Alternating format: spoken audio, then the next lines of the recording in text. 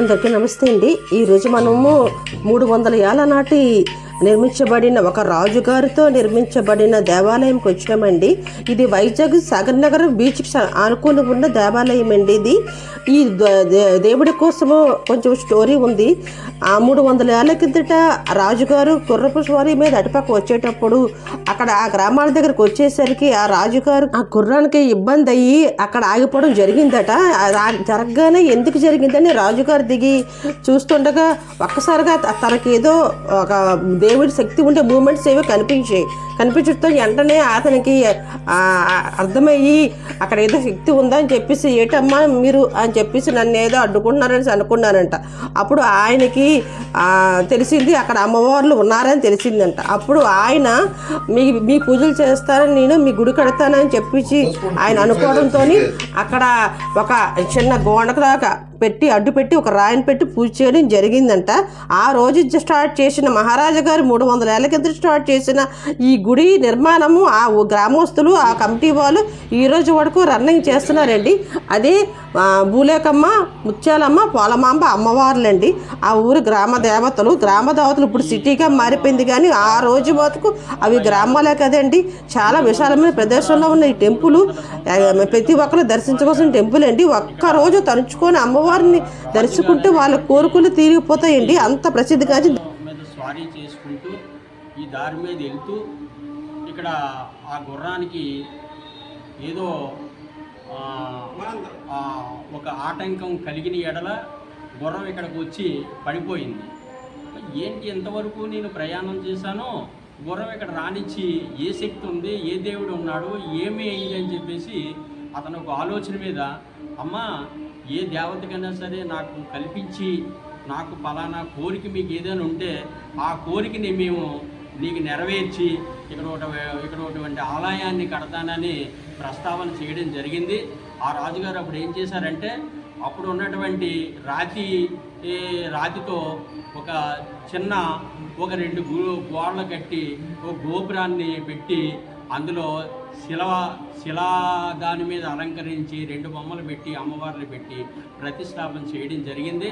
అక్కడి నుంచి ఈ గ్రామానికి ఉన్నటువంటి గ్రామ పెద్దలు అప్పుడు ఉన్నటువంటి సాంప్రదాయ ప్రకారంగా ఈ గ్రామంలో అమ్మవారు కూడా నేను ఈ గ్రామంలో కొలువు ఉంటాను, మీరు నన్ను దీన్ని మీరు ఆదరించండి, మీ కోరికలు మేము నెరవేరుస్తాము, మీ కష్టాల్లో పాలు పంచుకుంటాము, మీకు ఏదైనా సరే ఆపదలు ఉండేటప్పుడు నన్ను తలుసుకోండి, ఆ ఆపదలన్నీ నెరవేరుస్తాను అనేటువంటి మా గ్రామంలో ఉన్నటువంటి పూజారులకి చెప్పడం జరిగింది. ఆ పూజారులు కూడా ఆ గ్రామంలో ఉన్నటువంటి ప్రజల్ని ఒక వేదిక మీద తీసుకొచ్చి పలానా అమ్మవారు మన గ్రామంలో వెలుస్తుంది, మన అందరమే సంవత్సరం తప్పి సంవత్సరం వేడుకలు జరుపుకోవాలని చెప్పేసి ఉద్దేశంగా ప్రజలందరికీ చెప్పడం జరిగింది. ఆ ప్రజలకు చెప్పిన మాట ప్రజలు కూడా ఏకీభవించి ఘనంగా ఈరోజు వరకు కూడా సంవత్సరం తప్పి సంవత్సరం కూడా చాలా ఈ అమ్మవారి ఉత్సవాలు ఘనంగా చేయడం జరిగింది.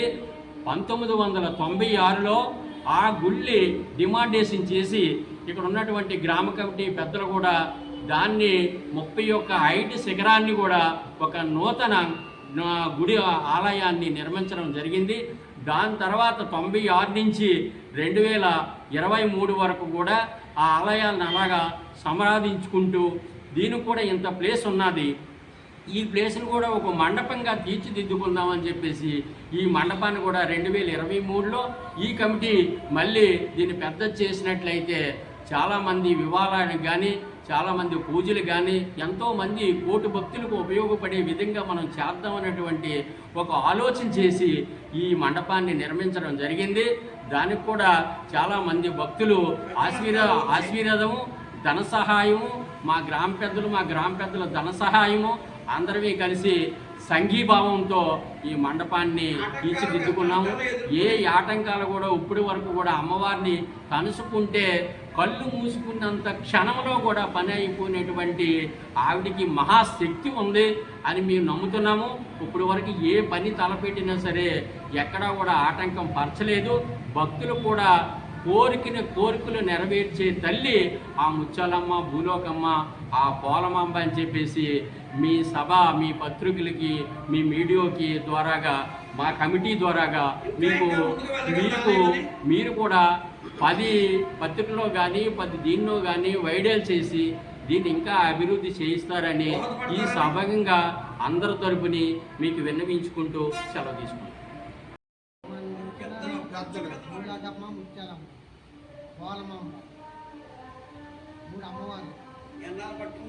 అమ్మవార్లు అమ్మ కోలంలో అయితే మొన్న 5 సంవత్సరాల కింద కట్టాము.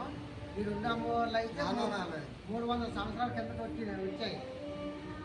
ఈ 300 సంవత్సరాల కిందట మా తాతాలతో వచ్చాయి అనమాట.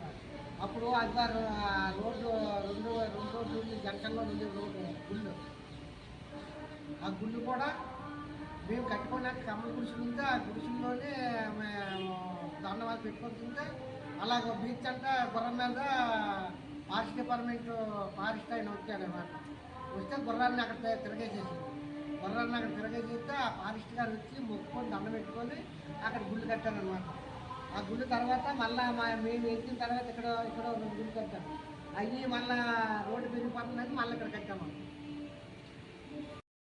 స్టార్టింగ్ చేస్తాం 6వ నెల ఫస్ట్ వీక్లోనే అనుకోవస్తుందమ్మా. 2 అమ్మవారికి చాలా గ్రాండ్గా చేస్తాము. 10 లక్షల రూపాయలు ఖర్చు అవుతుంది. జనాలు కూడా భారీగా వస్తాను. 4 గ్రామాలు వస్తారు. అమ్మవారి యొక్క విశిష్టతని చాటింపుగా అమ్మవారి విశిష్టతను చాటుతారు. అంటే అమ్మవారు చాలా స్వచ్ఛమైన తల్లి. ప్రతిరోజు కూడా జనం ఇదిగా ఉంటారు, చక్కగా ఉంటారు. తర్వాత ఏంటంటే ఈ యొక్క మండప నిర్మాణం నూతనంగా జరిగింది. ఇక్కడ మంచి ప్రసక్తమైన కార్యక్రమాలు జరుగుతూ ఉంటాయి. అందులో గ్రామ ప్రజలు సహకరించి ఈ అమ్మవారిని విశిష్టతను వేణువులా చాటుతూ ఉన్నారు. ఈ అమ్మవారి యొక్క విశిష్టత సామాన్యమైంది కాదు. చేత ఈ విశిష్టత గురించి ప్రజలందరూ తెలుసుకుని ఈ అమ్మవారి యొక్క అనుగ్రహం పొందుతారు. ఈ అమ్మవారి సత్యమైన తల్లి. ఈ అమ్మవారి యొక్క అనుగ్రహం దశ దిశలా కూడా వ్యాపించి ఉంది. చేత ఏమిటంటే ఈ అమ్మవారు విశిష్టత చాలా గొప్పది. చూసారు కదా గ్రామ పెద్దల మాటల్లోనే మీరు కూడా అమ్మవారిని దర్శించండి. హలో ఫ్రెండ్స్, మనం వైజాగ్ నుంచి సాగర్ నగర్ వచ్చాము. అక్కడ టెంపుల్స్ కవరేజ్కి వచ్చామండి. ఇదిగోండి బీచ్, బస్తాను బీచ్ పక్కన ఉన్నాను. అన్ని టెంపుల్స్ కూడా బీచ్ కానుకొని ఉన్నాయండి. చాలా బాగున్నాయి టెంపుల్స్. ప్రతి టెంపుల్ వీడియో నేను పెడతాను, మీరు చూడండి. నా ఛానల్ చూసిన ధన్యవాదాలు. లైక్ చేయండి, షేర్ చేయండి, సబ్స్క్రైబ్ చేయండి మర్చిపోకండి. Thank you very much.